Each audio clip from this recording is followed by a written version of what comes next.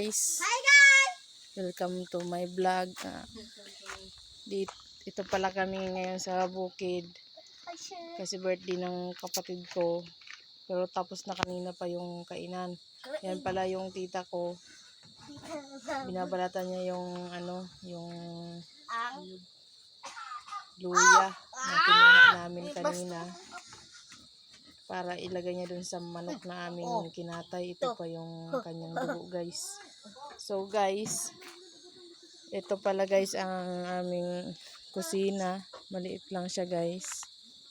At ito naman ang aming tinutulugan na bahay. Matagal na panahon na to guys. Dito kami lumaki guys. Ito pala guys ang aming lolo Bintoy. Ang lolo naming gwapo at masipag. Yan guys. Medyo bingi na yan guys. Kaya kung papakainin mo siya, dapat sigawan mo siya para makarinig. Yan guys. Masipag yan ang aming lolo. Si Roberto Mato guys ang kanyang pangalan. Yan guys. Ito pala ang aming bahay. Ito din ang aming munting tindahan.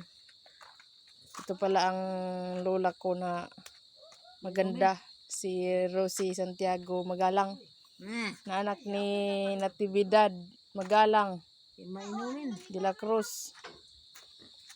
At ito din po guys ang aking isang lola na sabi nila ay kamukha ko daw. Magbabantay siya kasi nagpapadili si mukang ng kanyang mga anak. Ito pala guys si Rosemary Mato Rabida. Anak ni ni Roberto Mato. Yan ang lola kong maganda na diyan ako nagmana. Sa katalinuhan pa. Sa lahat guys, diyan ako nagmana. Kaso sa kasipagan ay hindi. Yun lang. Shout out sa mga kapatid dyan ni Lola sa iba't ibang bansa. Mga pinsan. Say hi to my vlog. My vlog. Ako. Oo. Hi, Edna. Miss you. Miss niya na daw yung mga tropa niya noon.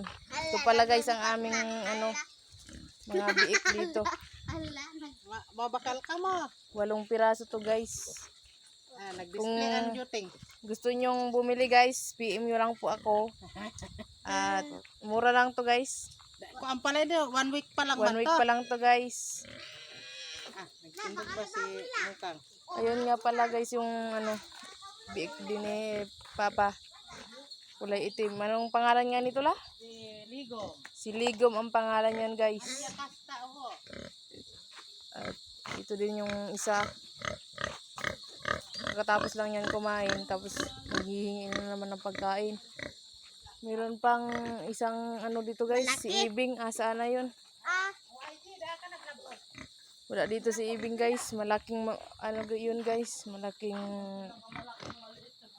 baboy yun. Yun yung pinakamalaki dito.